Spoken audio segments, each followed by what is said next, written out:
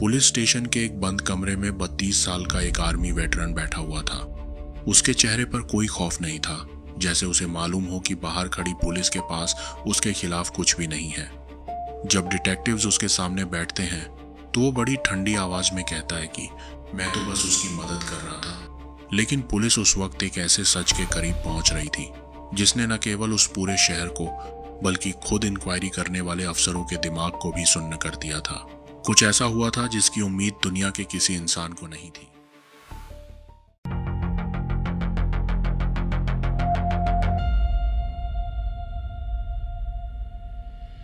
कहानी शुरू होती है फ्लोरिडा के एक बहुत ही पुरस्कून इलाके से, जहां 44 साल की नैन्सी हावरी अपने 2 बच्चों के साथ एक खुशहाल जिंदगी गुजार रही थी। नैन्सी सोशल मीडिया पर काफी एक्टिव थी और अपनी फैमिली की खुशी की वीडियोस शेयर करती रहती थी।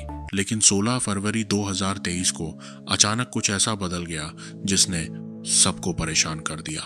नैन्सी अपने बच्चों को स्कूल से लेने के लिए नहीं पहुंची। यह एक ऐसी मां थी जो अपने बच्चों के लिए कुछ भी कर सकती थी, इसीलिए उसका यूं गायब हो जाना एक गहरे खतरे की घंटी था। जब नैन्सी 2 दिन तक घर नहीं लौटी तो पुलिस ने उसकी तलाश शुरू की। अगले ही दिन शहर के एक सुनसान कोने में नैन्सी की वैन लावारिस हालत में खड़ी मिलती है। पड़ोसियों का कहना था कि यह गाड़ी कई दिनों से इसी तरह अजीब हालत में खड़ी थी। जब पुलिस ने गाड़ी के अंदर झांका तो वहां का मंजर देखकर सब हैरान रह गए। गाड़ी के अंदर राशन और खाने पीने का सामान वैसे ही पड़ा हुआ था जैसे वो अभी अभी शॉपिंग करके आई हो। सबसे अजीब बात यह थी कि नैन्सी का पर्स और आईडी कार्ड फ्रंट सीट पर उल्टे पड़े थे और खिड़की के शीशे पर एक गंदा हाथ का निशान था। ऐसा लगता था जैसे किसी ने बहुत जबरदस्ती की हो। पुलिस का पहला शक नैन्सी के पूर्व पति टॉड पर गया। इन दोनों का तलाक बहुत ही कड़वा हुआ था और नैन्सी की मां का तो साफ कहना था कि टॉड ही वो मॉन्स्टर है जिसने मेरी बेटी को गायब किया है। पुलिस ने टॉड को घेर लिया, लेकिन जब उसके फोन का डेटा और सीसीटीवी फुटेज चेक की गई तो वो बिल्कुल बेकसूर निकला। वो उस वक्त अपने बच्चों के साथ कहीं और था। अब सवाल यह था कि अगर टॉड नहीं तो फिर नैन्सी के साथ उस सुनसान सड़क पर क्या हुआ था। अब डिटेक्टिव्स नैन्सी के फोन के आखिरी सिग्नल्स का पीछा करते हैं। उन्हें पता चलता है कि गायब होने वाली सुबह नैन्सी अपने फोन पर किसी के साथ बहुत शदीद बहस कर रही थी। वो शख्स था डैनियल स्टर्न्स, जो नैन्सी का बॉयफ्रेंड था, और वो दोनों टिंडर पर मिले थे। नैन्सी ने अपनी सहेली को बताया था कि उनका एक दिन पहले झगड़ा हुआ था और वो वैलेंटाइन डे का अधूरा प्लान पूरा करने डैनियल से मिलने जा रही है। उस दोपहर नैन्सी डैनियल से मिलने निकली और फिर जमीन निगल गई या आसमान, कुछ पता नहीं चला। पुलिस जब डैनियल के घर पहुंचती है तो वो सीधा झूठ बोलता है। वो कहता है कि मैंने तो नैन्सी को कई हफ्तों से नहीं देखा। लेकिन जब पुलिस उसे बताती है कि हमारे पास तुम दोनों की लोकेशन का डेटा है तो डैनियल के चेहरे का रंग उड़ जाता है।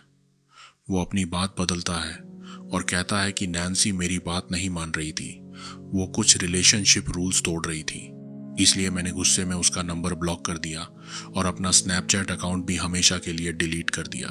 एक आर्मी वेटरन का यूं सबूत मिटाना पुलिस के शक को यकीन में बदल देता है। पुलिस डैनियल को गिरफ्तार करने के बजाय उस पर 24 घंटे की खुफिया निगरानी लगा देती है। 9 मार्च की तड़के सुबह पुलिस देखती है कि डैनियल अपने घर से निकलता है और अपनी पिकअप ट्रक के पीछे एक कुदाल और कुछ बड़े बड़े बंडल लोड करता है। वो अपनी गाड़ी को द कंपाउंड की तरफ मोड़ लेता है। ये 12 स्क्वायर मील का एक ऐसा बदनाम और वीरान जंगल था जहां सिर्फ मुजरिम और अंधेरा रहता था। आसमान में पुलिस का हेलीकॉप्टर हजारों फीट ऊपर से डैनियल की एक एक हरकत को देख रहा था।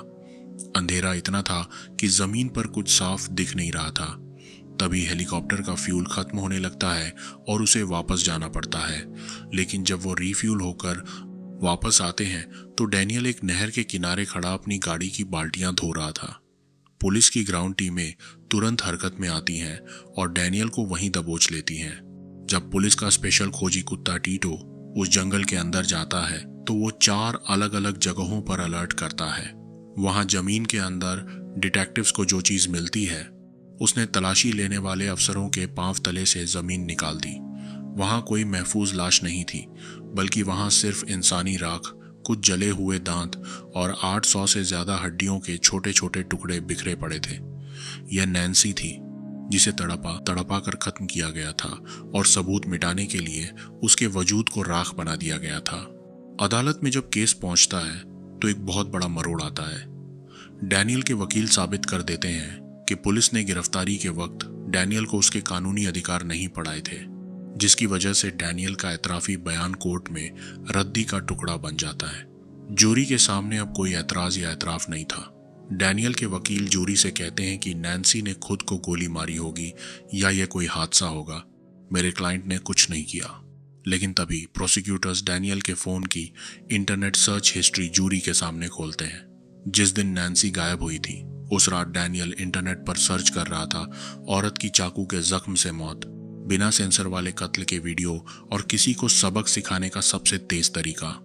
इसके साथ ही पुलिस को उसके घर से वो पिस्टल भी मिल जाता है जिससे नैन्सी पर हमला हुआ था।